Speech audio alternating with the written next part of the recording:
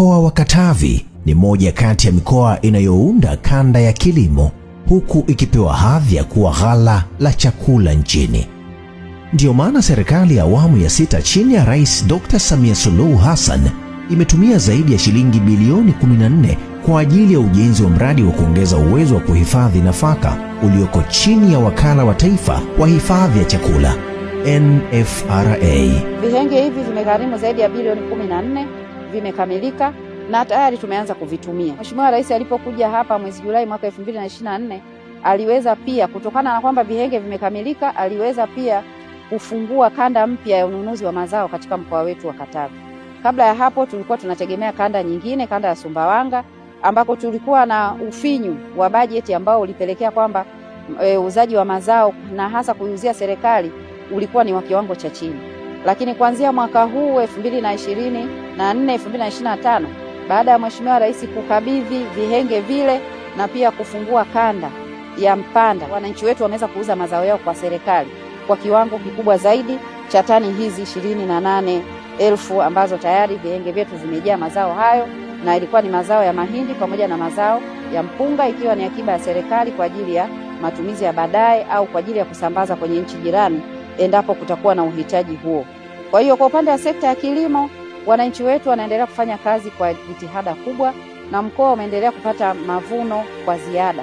Kwa mfano, katika msimu uliopita tumepata zaidi ya tani 1,400,000 na kitu, na kwa maana hiyo ziada ya chakula ni tani zaidi ya 855,000 ambazo hizo ndio tunatumia kuziuza kwa serikali kupitia NFRA au kupitia wafanyabiashara mbalimbali na hasa kutoka nchi jirani za Afrika Mashariki ambao wanautegemea mkoa wetu kama miongoni mwa mikoa ya nyanda za juu kusini ambayo ni mikoa maarufu kwa kilimo cha mazao ya chakula na mazao ya biashara. Kabla ya ujenzi wa vihenge hivi, kanda ya Mpanda ilikuwa na uwezo wa kuhifadhi tani 5,000 tu.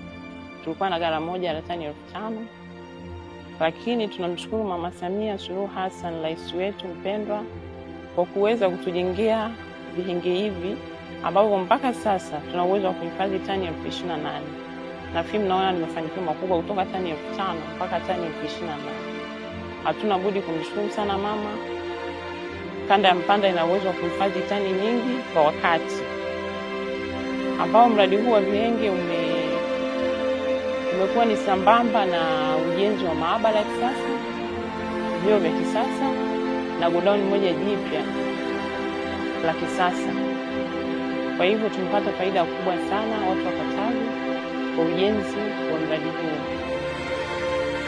Lakini faida pia za mradi huu ni kwamba tulikuwa na hifadhi za mwanzo zile, tulikuwa na hifadhi ya godown, tulikuwa tunaweza kuhifadhi mahindi kwa muda wa miaka 3-2,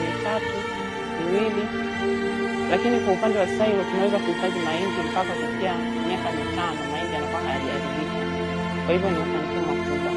Lakini vile vile awali tulipokuwa na hifadhi ya godown tu, tulikuwa hatuna ajira za watu wa technicians, tulikuwa hatuna, na tulikuwa hatuna uhitaji kwa sababu uhifadhi wa wakati huo ulikuwa una uwezo wa kuwa na wafanyakazi wa stores tu.